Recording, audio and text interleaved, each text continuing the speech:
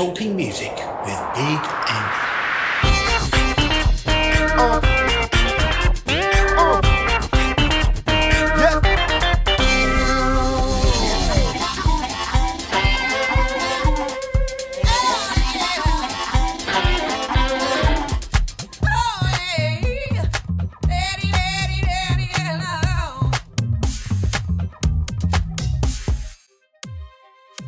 This week, Syn Dogs are talking music with me, Big Andy.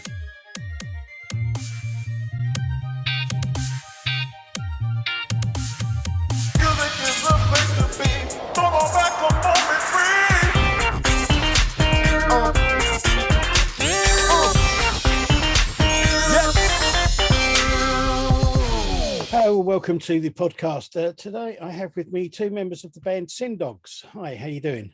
Hello. I'm going to forget anyway. I know I am because I'm used to the names. Nelson and David. How can I forget that? I don't know. There you go. Now, for anybody out there that doesn't know, Syn Dogs have gone through a big change recently, which is left me in a bit of a strange situation. For the first time doing one of the interviews, I've actually got an almost blank sheet of paper in front of me when it comes to information. Yeah. Okay. Do you want us to fill in the gaps? Well, let's start. I mean, starting from the beginning, the band was put together by Zal Clemenson, who everyone knows from Alex Harvey Band and Nazareth and other solo projects that he's been involved in. But he's now left the band. Well, no, I'll correct you right away if that's okay, Dave. Yeah. So the band was actually put together by Davey and Zal, and Okay. maybe Davey could explain how it all came together. Okay. Yeah. Back in 2017, I got a message from Zal to say that he was working on some original material when he was living in Cyprus, and he asked me if I wanted to get involved in recording a solo album for him, which I was really happy to do because I'm a big Alex Harvey fan anyway. So we began kind of bouncing ideas back and forth. He would send me the tracks over, and it got to a point when the demos were finished. I said to Zal, this material would be great as a band. And because I think having a band was the kind of furthest thing from his mind. I think he just wanted to have a solo album out. Yeah. So I kind of thought that's quite interesting, yeah. And I suggested the Sensational Alex Harvey Experience, which is a sad tribute that Nelson and I are involved in.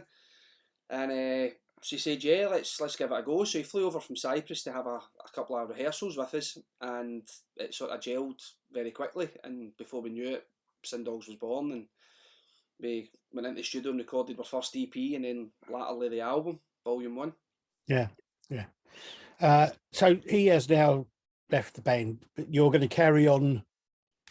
Well, what actually happened before the lockdown was that there was a difference of opinion, and actually three of us left the band, and there was a split in the camp, and you know, the band was kind of in the ascendancy, and we're moving from Division 3 to Division 2, I would say, but it was a schism. You know, it was irretrievable differences, the usual shit you get with bands. You know, bands split up. You know, that happens.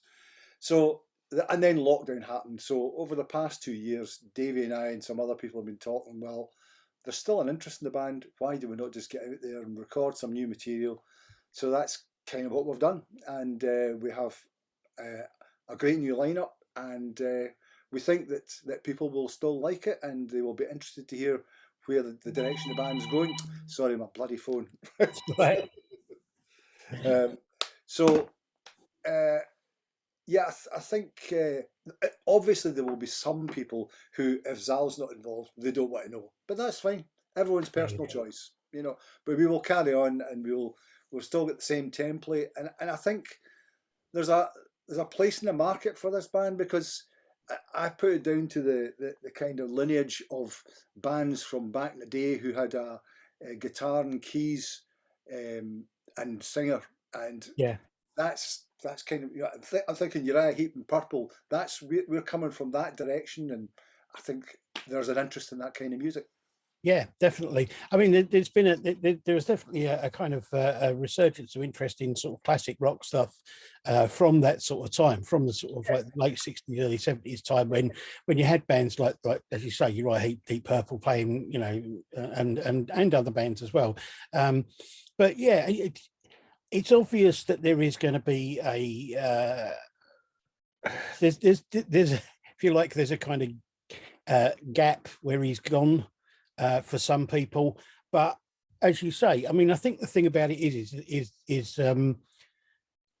if the rest of the band are basically the same as they were, Yeah. and you're playing the same sort of stuff, Yeah. then I don't see that there's a problem at all. I don't see that there's a problem for you finding a market for Very what much you're in the doing. same direction. The music's very much in the same direction. Obviously, with a different vocalist, Yep. you're going to have a different sort of approach. Because Zal will say himself he wasn't a singer, Mm. but the way he delivered the songs, personally, I really enjoyed the way he done it. It was different. It was a sort of 50-50 with people, whether they liked him as a singer, they preferred him just being the guitarist. One Yeah, of those ones. But now that we actually have an established vocalist who is very experienced in this sort of area, yeah. it's going to sound different. But musically, it's pretty much the same. It's very industrial. It's heavy. It's melodic. So yeah, it's going to be not far away from what we were doing. Okay, so let's put that to one side then, because of the fact that's the history of the band. Yeah. Let's look at the band as it is now and where you're going to go on from here. Sure. So what's the lineup now then? Who do you have? Well, obviously Davey on keys, myself on bass, and we've got a guy called Peter Scallon, who's a well experienced vocalist and pretty much very well respected at UK terms. He's been in a lot of bands. Very good classic rock voice and great stage presence as well. So very pleased to get him. And we kind of did over the last 2 years. We didn't just jump in and get the first guys that were available. So Yeah. Peter was the best option there, and thankfully he's in the band. And equally so, it's difficult shoes to fill in terms of Zal being on guitar previously, but we've got a guy who is a star called Andy McLaughlin, who plays in a few bands, and he is a fantastic guitarist and can cover a range of styles. And you'll see from the demo that we send just quite how good this guy is. So we're really excited to get out and do some gigs, and when we've been approached for gigs already, even though we've not got any product out there, and to get in the studio and finish these songs off, because it's sounding great. It's a natural progression from the first album. Don't forget Todd. Oh yeah, and drummer. Oh yeah, him. He's only the drummer. He's a tub thumper. Actually, it was going to be Carlos Marin who was going to be in drums, who was in the last incarnation of Syn Dogs. He moved on to something else. He's doing a band called Humanity Deluxe, which is taking up his time. So we have Todd, and Todd's a great acquisition as well. He's a genuinely very good drummer, known very much in the Scottish scene as well. So Todd and Peter actually play together in a band called Glasgow. Yeah. There's a revised version of the band Glasgow, and Peter and Todd are involved in that. Right. And Todd also plays with a band called the Swampborn Assassins from Glasgow as well. So he's very experienced, very good player as well. Very good. Cool. I mean, the reality is everyone that plays in bands now is not just in one band. They're generally in 3, 4, whatever. You know. Yeah. That's the way it is. But I mean, you've got. I mean, you've got a following. Yeah. And if you're playing the same material, the same type of material, that sort of thing, I would hope that the following would carry on, and people will see that there's a life for the band beyond Zal, and you know, all bands evolve as they go on. You know, I mean, and I think, I mean, just taking one of the bands you were saying, for example, I mean, if Deep Purple can manage to go out and tour without having Richie Blackmore in them, then I think, you know. I mean, there's other bands like the likes of Black Sabbath. When they had Ozzy Osbourne, they moved on with Ronnie James Dio, they moved on with Ian Gillan. It does change things, and it obviously differentiates opinions, but it doesn't stop the bands from carrying on. And if the material's good, it speaks for itself, as far as I'm concerned. And there's another more relevant example is Alex Harvey band went out without Alex. Absolutely, yeah. Max Maxwell, yeah, that's true. So you have the material written for an album, and you're working on that in the studios at the moment. Yep. So was that all written over lockdown? Pretty much. Pretty much, yeah. And is there I don't know, are there any kind of themes to the songs, or is it, you know? Well, the person that asked that in terms of lyrics is probably Peter, who's obviously not here. Right. But one of the songs that we'll send to you, "Strange Doors," quite explanatory and gives you his sort of lyrical style, and we'll get that to you pretty soon. I always found The Strange Door lyrically is very Alex Harvey in a way. The way it's delivered, it's a kind of hybrid of Alex Harvey and Alice Cooper. When I hear it, it's very dramatic, but the way that the song's delivered, it's something I could hear Alex Harvey actually coming.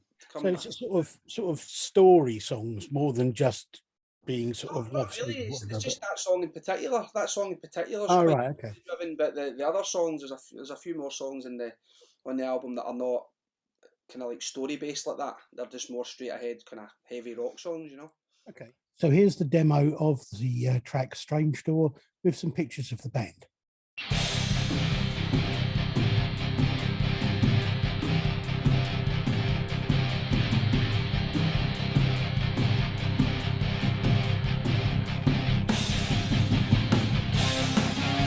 Betrayal by my own brother. You stole my sweetheart, my one true lover. Madness, some might say insane, but I will have my vengeance and return this pain. Imprisoned in your own cell, to all the world you're dead, but you're trapped in this living hell. The daughter, the one you left behind, I will wound her too and destroy her mind. Through the strange stuff, imprisoned forevermore. Through the strange stuff, your destiny to the end of time.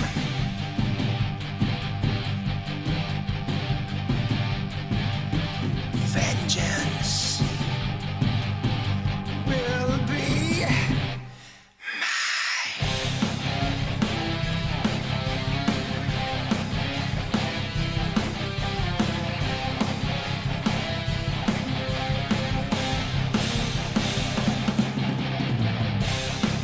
trapped, a suitor for my mirth. My niece is hand in marriage to a drunken cad of noble birth. Antagonizer for both the life of hell. But my plot unravels as they endeavor to escape their cell. Rambling like a fool, am I on the edge? I will be vindicated and deliver my vengeful pledge. Certain death, the walls are closing in. Betrayed once more as my prisoners escape my deadly sin. Through the strange stuff,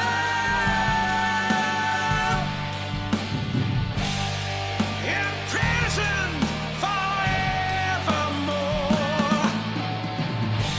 Through the strange stuff, your destiny to the end of time.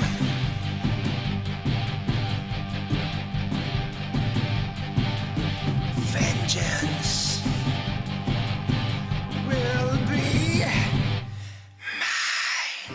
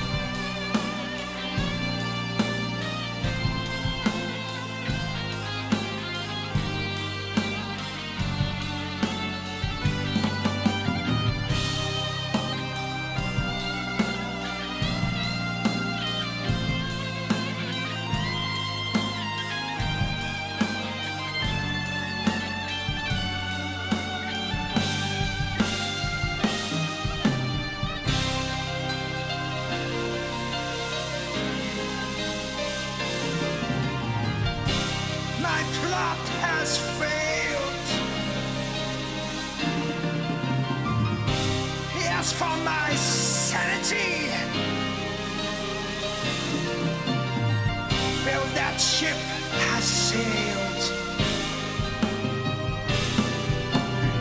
and I curse my death with my last dying breath.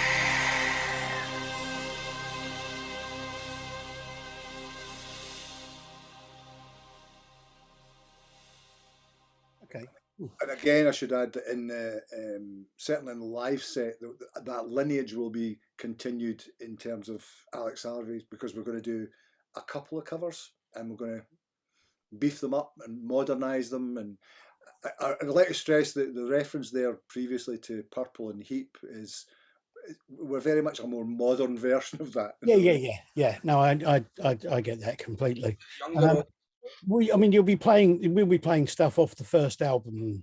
Though, There will be a few songs that Yeah. will play off the first album. Yeah, we're not quite sure what ones yet. It's whatever ones I think Peter can sing, because obviously the way Zal delivered the songs, as I mentioned earlier, it's yeah. a singer to try and pick it out, you know. But there is a few that he has said to me that he really likes them and wants to kind of have a go at it. So definitely Volume 1 will be in there in some capacity. Yeah. So what's the? I mean, you were saying you've had interest for gigs already without actually having any material out there. What's that looking like in the way of? Have you got any sort of plans for what you're going to be doing gig wise? Well, the festival circuit, but that's obviously not going to be until 23 now, because these things are booked a year ahead at least. And we'll be doing the circuit, and we're hopefully going to do some of the better gigs that we did as you know, phase one of the band, as it were. And we managed to do, you know, iconic venues like the 100 Club and so on. And we've got contacts amongst promoters down south. Yeah. And we'd like to be able to do some of those gigs again, and get abroad. So the world is our oyster. We'll do as much as we can. The thing about moving abroad now is a little bit more difficult with I mean, now that everyone's coming out of the COVID thing, that's not so much of an issue, but now it's the whole thing with Brexit of how much it costs for the insurance and all that other sort of stuff to get out there and do it. Absolutely. And it just seems an unnecessary nightmare to me, but you know. Yeah. No, I know. So, I mean, where will you go?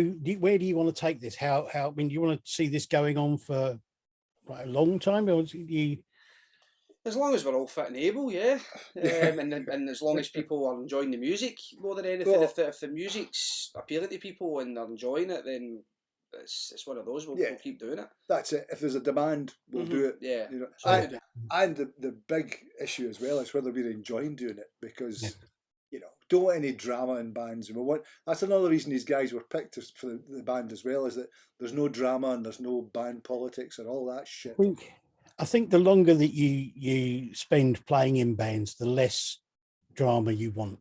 Absolutely. Because you've already gone through all that in the past, and it's like it just gets in the way of everything. It's a waste of time. Yeah, absolutely. So, what about radio play and that sort of thing? Did you have much radio play for the first album, and do you think you're going to get? Okay. Yeah, it was okay, and I mean, of course, I mean, being perfectly honest, there was some interviews and so on that were on the back of Zal's previous fame. Yeah. So that generated some radio play, but you know, we have a guy who's managing the band and will be doing the press releases and so on. So that's kind of dealt with, and people play it or they don't play it. Same for every band. Yeah. No, I understand that completely. So long-term plans, you just want to keep going as long as you can and do as many gigs as you can. And yeah, and we'll see what the reaction is to the second album. I'm sure there will be some curiosity, and of course we don't expect to make a fortune out of this, because everybody just downloads a thing for bugger all. Or, yeah, you know, there is a hardcore, because some of our audience will be at the more mature end of the spectrum, to put it nicely, and they will still buy CDs. I mean, the first CD did okay. In terms of how well he can sell a CD nowadays, and we sold a lot in merch as well. So merch is a necessary part of the being. Absolutely. Yeah, I mean it's a strange thing. It used to be that you didn't make very much off the merch or the tours, but you made a lot off the albums. Now it's completely the other way around. Yeah. album nowadays is almost like your calling card, and Yeah. then you go out on road and make some money through merch. And But there is this resurgence of interest in vinyl now, which is suiting a lot of the old rock bands and classic rock style bands, because it makes it it's a more kind of it's a warmer sound for the rock music stuff. I'm personally glad it's back, to be honest. I don't buy into it at all, to be honest. I think it's a fad that's going to disappear within 5 years at the most. Because, you know, why would you want all that bloody hassle with an album and putting it on and taking it off again? You know? Oh, I know. It's just, it's having the cover in your hand to look at when you. That's exactly the way I see it. It's the whole kind of, you've got something in your hand that you've made, you've designed it, you've created this, and you'll have it forever. I always liked the idea. I had an album that came out fairly early on in the CD world, and it was a cardboard box, and you took the CD out, and then it folded out into like an album cover, which was great, because I thought, it's just like having a proper album, but I've got a CD, which is great. So the other difficulty as well, I mean, unless you're in the higher leagues, to continue with the football analogy, you've got to tie up a lot of money in getting vinyl done. Yeah. That is expensive. There's a minimum order for it, and there's actually very few pressing plants. I think there's only one left in the UK. They're all in Europe. And then again, you're back to the Brexit rubbish. You've got all that shit to deal with. So yeah, absolutely. So, I mean, before I wind up and that sort of thing, I just wondered about your influences. Obviously, because of the fact that you were both in Alex Harvey tribute band, I will assume that you were both heavily influenced by Alex Harvey's music. What other influences did you have when you were first coming into music and that? Well, I've already mentioned two of mine in United and Deep Purple, you know, so that was kind of what I was listening to when I was growing up. But I mean, Harvey was a big influence, and that band to me is still the best rock band ever to come out of Scotland. I can't think of a better one. And I also have a theory that the variety of their material over the years was a big influence in bands like Queen, because they were all over the place as well. They never really received the recognition they deserved, I think. But they were more of a cult band, I think, more than anything else. Yeah. No, I agree. I mean, I always loved Alex Harvey. One of my biggest regrets is that I never got to see the band live. And it kind of, you know, it's an annoyance more than anything else, because I would love to have seen Alex Harvey. Seen them later on with Mac. That was as close as I got when I was at college. I went to see them in the garage, and that was my sort of opening to the sensational Alex Harvey band, you know, and seeing Zal and Chris and that just doing their thing, you know. Well, I remember one of my brothers had a copy of one of the Alex Harvey band albums, and I remember hearing him play it. And at the time, I was into this kind of like the glam rock stuff that was going on in the 70s. And I heard this like noise coming out of his bedroom and thought, what is that? That's brilliant. It's just kind of like, it was like nothing I'd heard before, really. That was what got me. Well, I was at the legendary gigs at the Apollo, the Christmas gigs. So right. Was that 76 or something? Or was it 75? He's a geek. He knows everything about Harvey. I remember going to that, and I thought it was a great gig, so I was a fan ever since. So then at some point in the X number of years later, be on a stage with Zal was just great. Yeah. And, you know, the fact that he was in the band opened some doors for us, and we played some gigs that we'd never had a chance to anyway. So we absolutely recognise that, and, you know, but there's no reason why we shouldn't be going on, and there's no reason why everyone shouldn't have a listen and see whether they like it or not. And I'm feeling quite fortunate as well, because I've actually worked with not just one member of the Alex Harvey band, I've worked with two of them. I've worked with Chris Glenn as well. Oh, right. Okay. That's cool.